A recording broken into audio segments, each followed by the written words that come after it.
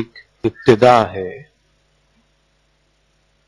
نقطہ آغاز ہے،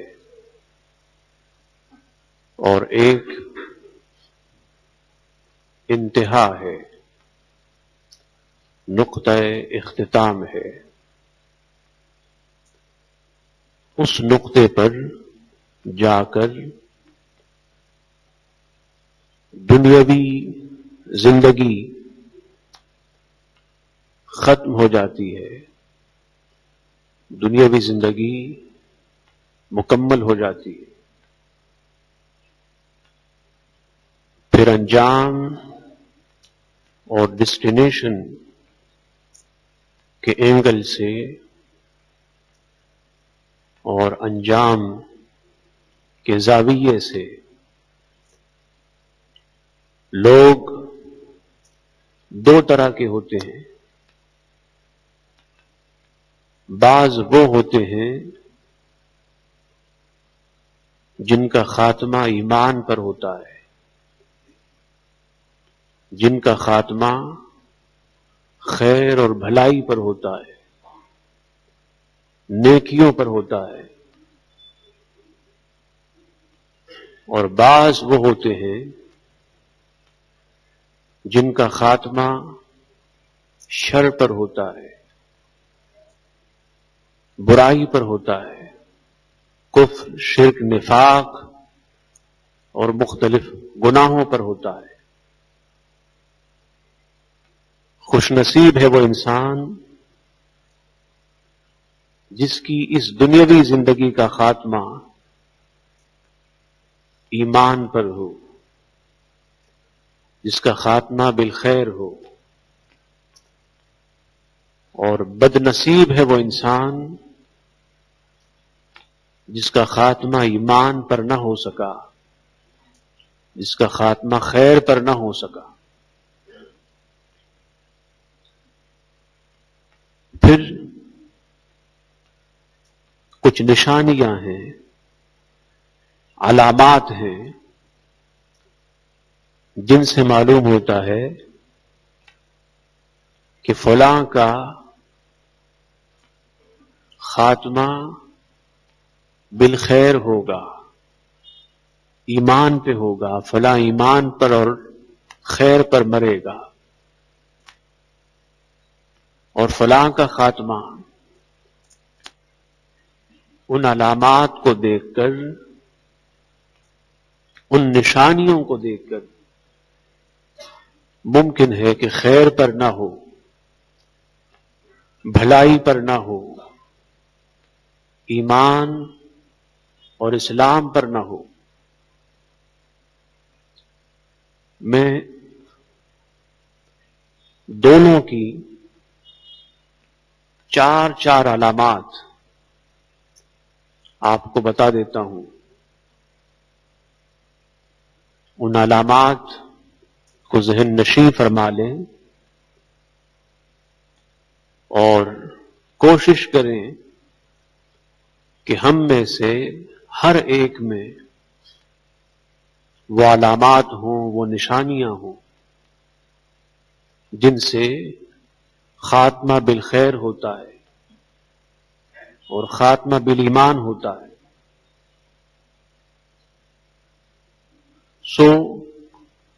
خاتمہ بالایمان یعنی دنیا سے ایمان کی دولت لے کر رخصت ہونا، روح کا اس حال میں نکلنا کہ انسان مومن ہو، روح کا انسان کے جسم سے اس حال میں الگ ہونا کہ انسان نیک صالح ہو اور اس کے دامن میں اعمال صالحہ کا، نیکیوں کا ذخیرہ موجود ہو۔ ان میں سے پہلی علامت اقامت الصلاۃ، نماز قائم کرنا، وقت پہ نماز پڑھنا، نماز کی محافظت کرنا، نماز کا پابند ہونا۔ نمبر 2، شراب نہ پینا، عدم شرب الخمر، شراب کا عادی نہ ہونا، نشے کا عادی نہ ہونا، اور اللہ کی رضا کے لیے تمام نشوں کو چھوڑ دینا۔ نمبر 3، اطاعت الوالدین، ماں باپ کی اطاعت کرنا، ماں باپ کا کہا ماننا، ماں باپ کی بات ماننا، انہیں راضی کرنا، انہیں خوش کرنا۔ اور نمبر 4، عدم ایذاء المسلمین، مسلمانوں کو تکلیف نہ دینا، کسی انسان کو تکلیف نہ دینا، نہ زبان سے، نہ ہاتھوں سے، نہ کسی بات سے، نہ کسی کام سے۔ سو جس انسان میں یہ 4 علامات ہوں، یہ 4 نشانیاں ہوں، امید ہے کہ اس کا ایمان پر خاتمہ ہوگا، اس کا خاتمہ بالخیر ہوگا۔ اور 4 علامات وہ ہیں اور نشانیاں وہ ہیں کہ ممکن ہے کہ اس انسان کا خاتمہ بالخیر نہ ہو، خاتمہ بالایمان نہ ہو۔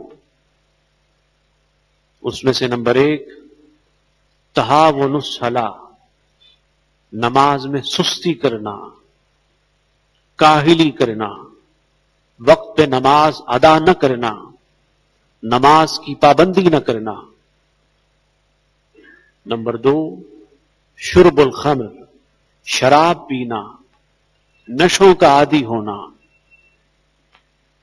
نمبر 3، عقوق الوالدین، ماں باپ کا نافرمان ہونا، ماں باپ کی بات نہ ماننا۔ اور نمبر 4، اذى المسلمین، مسلمانوں کو تکلیف دینا، انہیں ستانا، ان پہ ظلم کرنا، زیادتی کرنا، ان کی زندگی کو تباہ و برباد کرنا، ان کی زندگی کے سکون اور چین کو لوٹ لینا، ان کو سکھ کا سانس نہ لینے دینا، غرض طرح طرح کی تکالیف اور مصائب میں کسی کو مبتلا کرنا۔ یہ علامت ہے اس بات کی کہ شاید اس تکلیف دینے والے انسان کا خاتمہ خیر پر نہ ہو، خاتمہ ایمان پر نہ ہو۔ ممکن ہے کہ بہت سارے لوگوں کو ستایا ہو، زیادتی کی ہو، ظلم کیا ہو، جبر کیا ہو، اور ان میں سے کسی کی دل سے آہ نکلی ہو، بد دعا نکلی ہو۔ اور آپ جانتے ہیں کہ مظلوم کی بد دعا قبول ہوتی ہے اور دعا بھی قبول ہوتی ہے اللہ کی بارگاہ میں، اور مظلوم کی زبان سے نکلنے والے دعا میں کوئی حجاب اور پردہ نہیں ہوتا۔ سو اگر ہم میں سے کسی میں یہ نشانیاں ہوں تو کوشش کر کے آہستہ آہستہ اس کو مٹاتے جائیں، خدا نخواستہ کہیں ہمارا خاتمہ بشر نہ ہو جائے، خدا نخواستہ کہیں ایسا نہ ہو کہ دنیا سے جاتے وقت ایمان کی عظیم دولت سے محروم ہو جائیں، ایمان کی عظیم نعمت سے محروم ہو جائیں۔ دوستوں، ایمان کی دولت بڑی عظیم دولت ہے، اور ایمان کی دولت بڑی عظیم دولت ہے۔ حدیث پاک میں ہے، عن انس ان النبی صلی اللہ علیہ وسلم قال اذا اراد اللہ بعبد خیرا استعملہ قیل کیف یستعملہ قال يوفقه بعمل صالح قبل الموت. پھر اللہ کے بندوں میں سے بعض بندے وہ ہوتے ہیں، بعض خوش نصیب وہ ہوتے ہیں کہ اللہ پاک انہیں موت سے پہلے موت کی تیاری کی توفیق دیتا ہے، موت سے پہلے نیکیوں کی، اعمال صالحہ کی توفیق دیتا ہے، موت سے پہلے اسے گناہوں سے اور خطاؤں سے توبہ کی توفیق دیتا ہے اور گناہوں اور خطاؤں سے بچاتا ہے. حضرت انس رضی اللہ تعالی عنہ نے فرمایا کہ اللہ کے رسول صلی اللہ علیہ وسلم نے فرمایا کہ جب اللہ پاک کسی انسان کے ساتھ بھلائی چاہتا ہے، کسی انسان کے ساتھ خیر کا ارادہ فرماتا ہے، کسی انسان کو فائدہ پہنچانا چاہتا ہے، نفع دینا چاہتا ہے، تو پھر اس کو کام میں لگا دیتا ہے، اس سے کام لیتا ہے. پوچھا گیا یا رسول اللہ صلی اللہ علیہ وسلم کیف یستعملہ، اللہ پاک اس انسان سے کس طرح کام لیتا ہے، اس کو کس طرح کام پہ لگاتا ہے؟ حضور علیہ السلام نے فرمایا یوفقہ بعمل صالح قبل الموت، اللہ پاک اس انسان کو عمل صالح کی، نیکی کی، اچھے اور بھلائی کے کام کی توفیق دیتا ہے مرنے سے پہلے.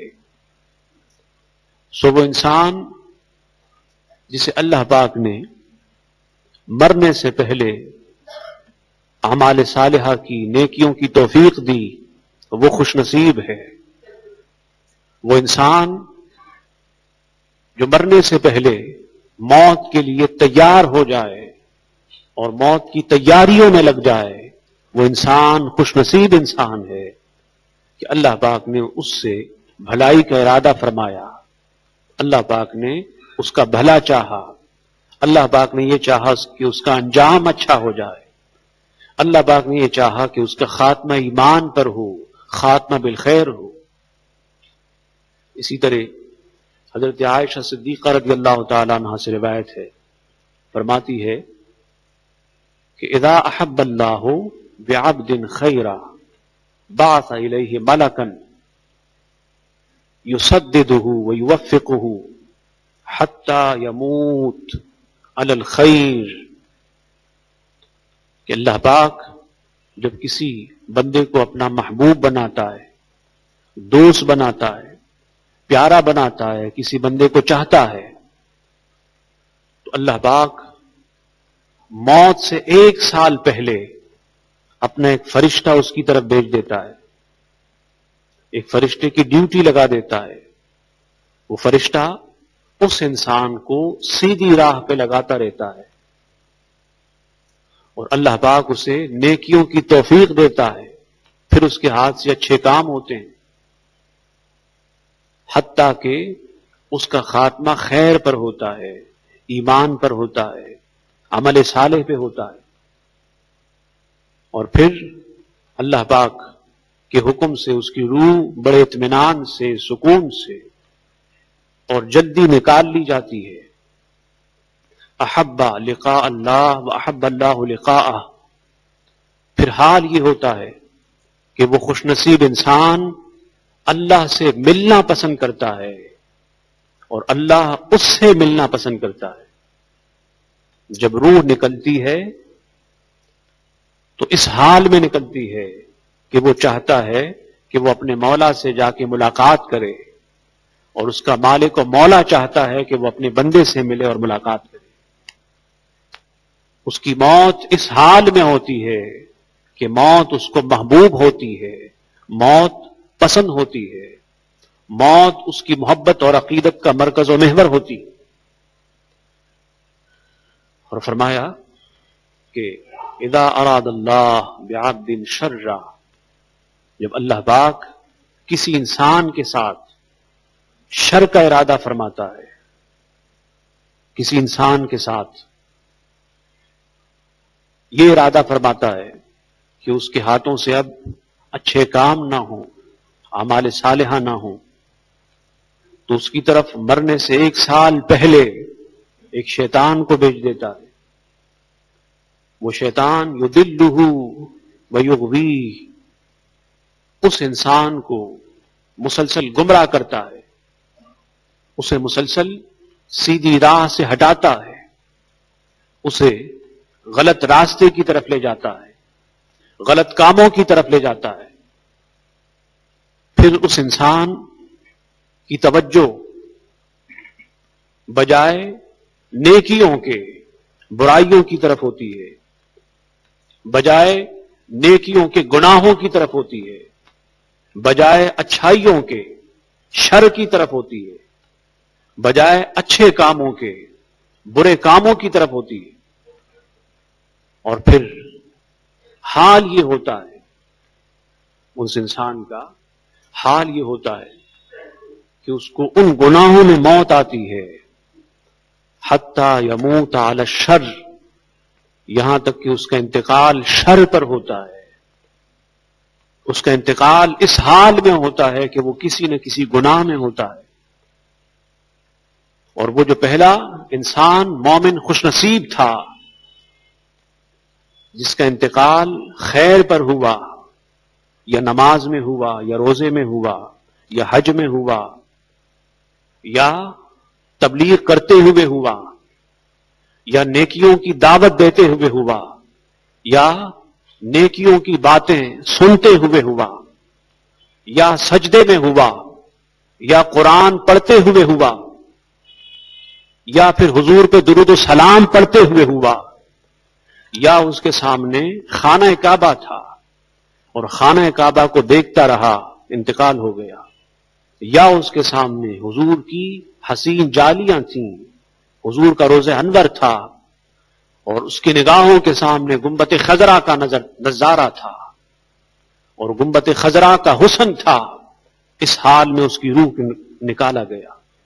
پھر ہر انسان کہتا ہے کہ فلاں کی موت اچھی ہوئی، فلاں اچھے حال میں مرا. جیسے کسی شاعر نے کہا کہ آدمی وہ اچھا تھا مر گیا مدینے میں، آدمی وہ اچھا تھا مر گیا مدینے میں. تو پھر مخلوق کی زبان پہ یہ ہوتا ہے کہ فلاں اچھا انسان تھا، اس کی موت اچھی ہوئی. اور آپ نے دیکھا ایک طرف ایسے انسان بھی ہے بدکاری کرتے ہوئے موت آئی، شراب پیتے ہوئے موت آئی، شراب پی کے مر گئے، کسی نہ کسی گناہ میں مر گئے، کسی نہ کسی ناگہانی عذاب کا شکار ہو گئے. پھر لوگ کہتے ہیں کہ فلاں انسان کی موت اچھی نہ ہوئی، فلاں انسان برے حال میں مرا، فلاں انسان بری کیفیت میں مرا. یہ کیا ہے؟ یہ اللہ تعالیٰ کی وہ توفیق ہے جو وہ اپنے بندے کو عطا کرتا ہے. پھر کیفیت یہ ہوتی ہے کہ لوگوں کی زبان پہ ہوتا ہے کہ فلاں کی موت اچھی نہیں ہوئی، فلاں اچھے حال پہ نہ مرا، فلاں شراب پیتے مرا، فلاں شخص فلاں گناہ کرتے ہوئے مرا. اور حضور علیہ السلام نے فرمایا کہ پھر وہ اللہ سے ملنے کو ناپسند کرتا ہے، اللہ کی ملاقات کو ناپسند کرتا ہے، اور اللہ اس سے ملنے کو ناپسند کرتا ہے، اللہ اس کی ملاقات کو ناپسند کرتا ہے. کیونکہ وہ باغی ہوتا ہے، کیونکہ وہ معاند ہوتا ہے، کیونکہ وہ دین و شریعت کے خلاف چلنے والا ہوتا ہے، کیونکہ اس کی ساری زندگی گناہوں میں ہوتی ہے، کیونکہ اس کی ساری زندگی غفلتوں میں گزرتی ہے، اور اس کی روح بڑی تکلیف اور شدت سے نکالی جاتی ہے، تکلیف اور شدت سے نکالی جاتی ہے. سو وہ انسان جس کی موت کسی اچھے کام کرتے وقت ہو، کسی اچھے کام کرتے وقت ہو اور اسے موت آ جائے، یہ دلیل ہے کہ اللہ پاک نے اس انسان کے ساتھ بھلائی کا ارادہ کیا، اس انسان کو منتخب کیا، اس انسان کو اپنے اور اپنے رسول صلی اللہ علیہ وسلم کے لیے چن لیا، اس انسان کو اللہ پاک نے حضور علیہ السلام کے طفیل اور حضور علیہ السلام کے اولیاء صلحاء دوستوں کے طفیل منتخب کر لیا. سو جس کا انتخاب اللہ کی بارگاہ میں ہوتا ہے، جس کا انتخاب حضور کی بارگاہ میں ہوتا ہے، اسے موت سے پہلے اچھے اعمال کی توفیق دی جاتی ہے، نیکیوں کی توفیق دی جاتی ہے، اعمال خیر کی توفیق دی جاتی ہے، اچھائیوں کی توفیق دی جاتی ہے. اور جس کا خاتمہ ایمان پر نہ ہو سکا، جو موت سے پہلے موت کی تیاری نہ کر سکا، اس کی موت اس حال میں ہوئی کہ وہ کسی نہ کسی گناہ میں تھا، وہ کسی نہ کسی خطا میں تھا، وہ سمجھ لے کہ وہ اللہ کی بارگاہ سے بھی مردود ہوا اور رسول اللہ کی بارگاہ سے بھی مردود ہوا. عزیزان محترم، ہم میں سے ہر ایک کو کوشش کرنی چاہیے کہ ہم میں سے ہر ایک ان علامات کو اپنے اندر پیدا کرے، ان صفات کو پیدا کرے، ان خوبیوں کو پیدا کرے، ان اوصاف کو پیدا کرے جو خاتمہ بالخیر کی علامات ہیں، جو خاتمہ بالخیر کی نشانیاں ہیں. رمضان المبارک کا مہینہ، مبارک مہینہ قریب ہے اور بہت جلد ہم پہ سایہ فگن ہونے والا ہے. یہ تصور کر لیں کہ ممکن ہے کہ آپ کی زندگی کا آخری رمضان ہو، ممکن ہے کہ اس کے بعد آپ کو پھر یہ مبارک مہینہ اور اس کے اوقات نہ مل سکیں. اس خیال سے عبادت کے لیے تیار ہو جائیں، اس خیال سے گناہوں کو چھوڑ دیں، اس خیال سے آج ہی سے توبہ کر لیں، اس خیال سے کہ نہ جانے پھر زندگی میں یہ مبارک مہینہ مل سکے یا نہ مل سکے.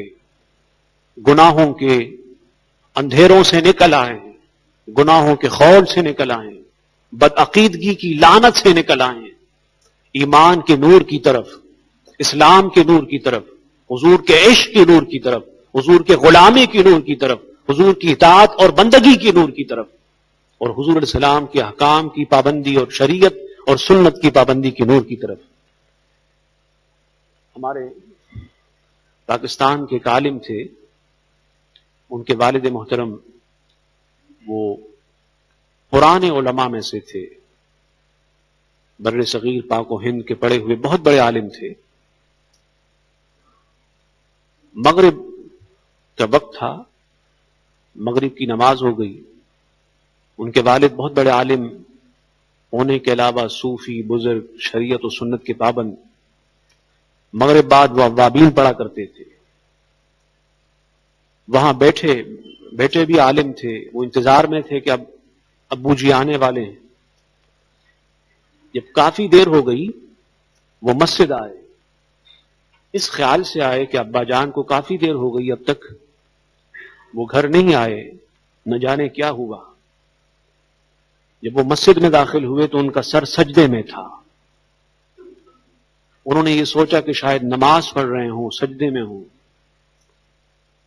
کھڑے کر انتظار کرنے لگے، سجدہ لمبا ہو گیا. انہوں نے یہ سوچا کہ شاید